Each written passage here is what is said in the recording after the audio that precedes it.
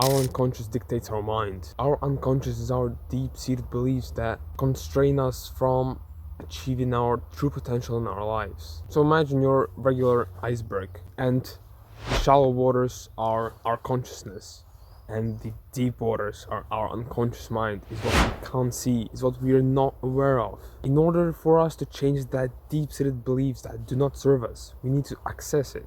But how? For example, if you're doing everything that I will say in this video to access the unconscious, but you still can't, it's probably because your shallow waters are not in place. For many guys right now, what is happening is probably that when we try to look into the deep waters from the shallow waters, we just can't see anything because everything is all bubbled up. We can't see anything. It's like chaos going on there.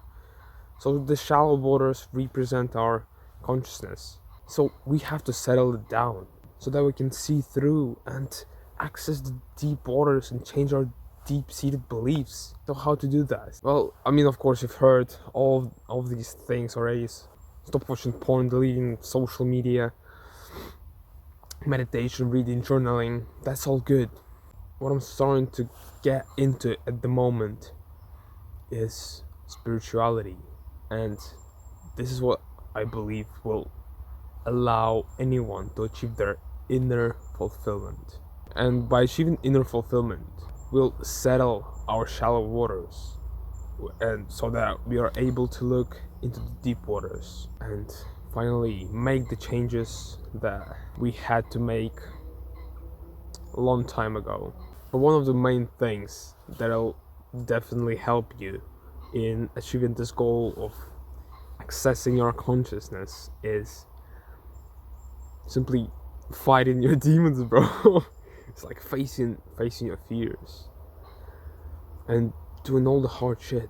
I'm not gonna lie, it sounds hypocritical to me. What the hell? Well, my words sound hypocritical to me because for the past 2 days I could not escape this cycle of being an absolute Jeffrey. And it's very strange, and I couldn't help but think how happy I was when I was putting myself through struggles on my weekdays. And on my weekends, it feels like a never-ending cycle for me. While I was just doing nothing, only watching YouTube, scrolling, I couldn't help but to think how happy I was when I put myself through all the struggles. And because of that, I've learned about myself so much. I feel like a major mindset shift is happening for me right now. And it goes from balancing my life to going to absolute extremes. Because I'm understanding that if you want to achieve anything in your life, there's no better way than just to work 24/7.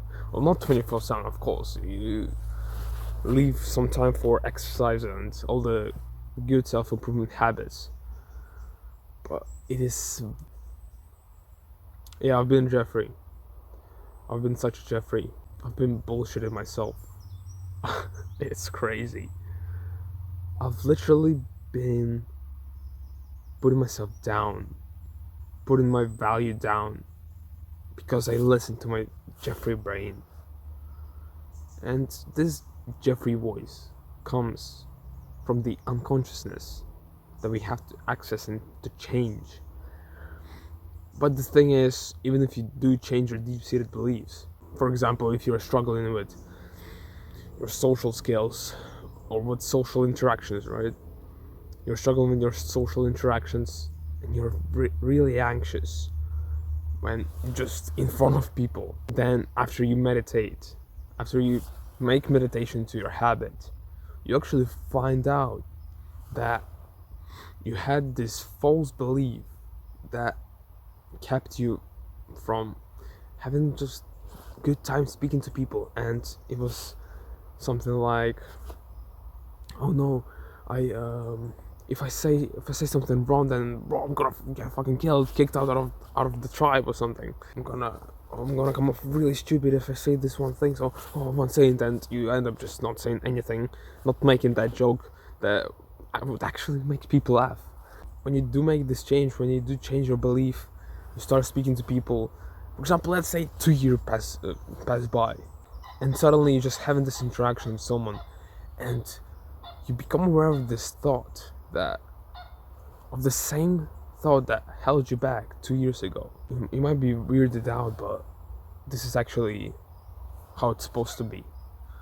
The thing is, this voice will never go away. All we can do is just silence it down as much as possible and keep it under control. It will be always there, no matter what. So if you do change your deep-seated beliefs, your voice that will tell you, keep on repeating these beliefs to you, it will be just silenced down. It will not be gone. It will be silenced down, and you'll just have more control over it. Well, of course, there may be occasional slips because no one is perfect. But as the time passes by, you'll just become more aware of it. Therefore, you'll have more control. Of course, if you keep doing all of your good habits. But of course, I mean, self-improvement is life. This is what life is. It's all about self-improvement. Because, like, well, what else is there? The most important thing is just to not give up. That's it. Don't give up. Even if you feel worthless at one point of your life. Like, bro, like I just felt when I fell back into my bad habits, I felt like a piece of shit. But right now I'm actually trying out a new mindset, like a crazy resilience mindset, bro. Well, it's not called like that. I just came up with this on the spot. I'm just trying to have a more positive perception of everything, even if shit sucks.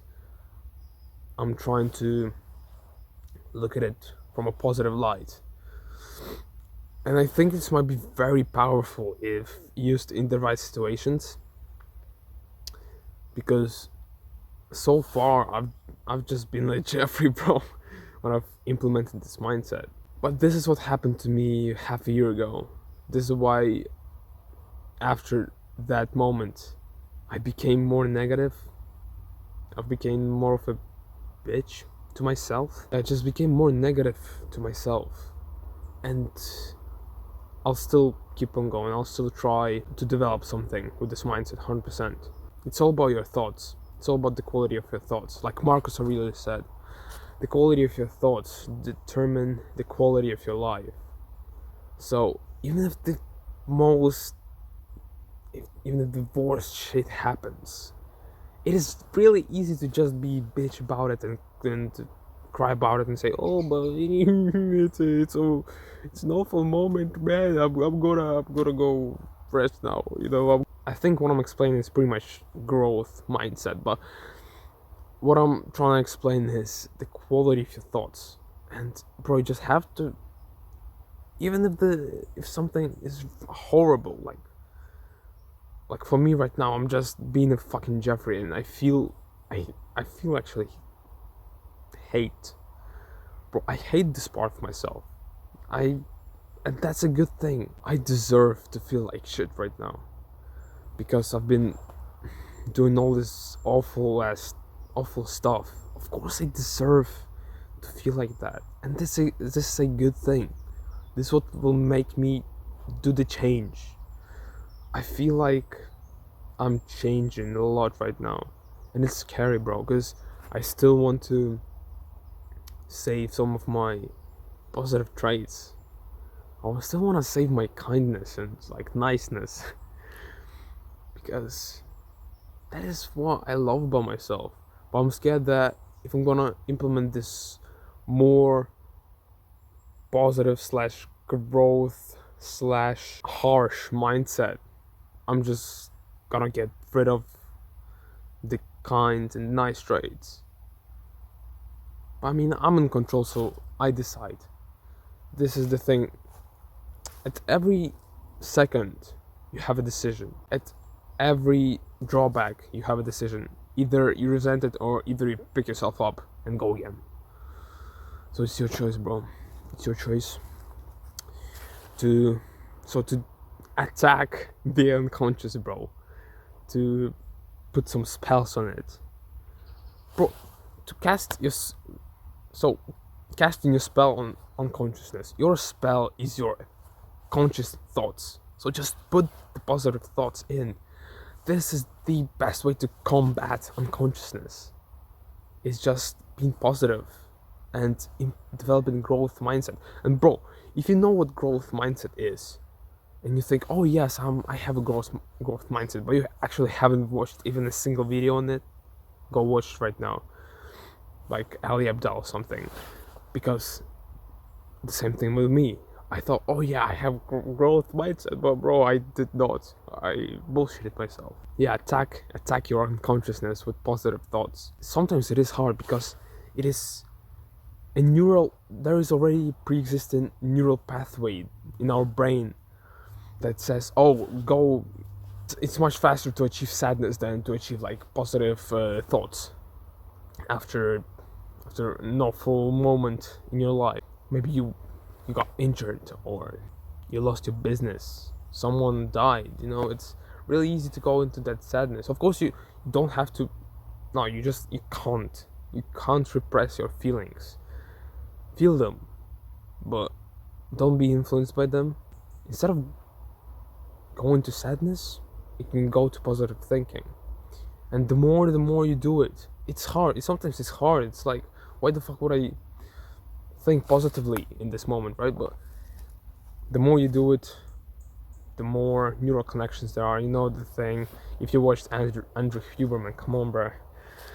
So yeah, that's it. Unconscious is dangerous, but if tamed, it's a scary weapon.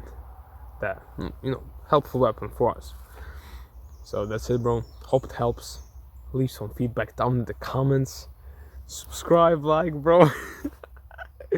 Yeah, that's it. Peace.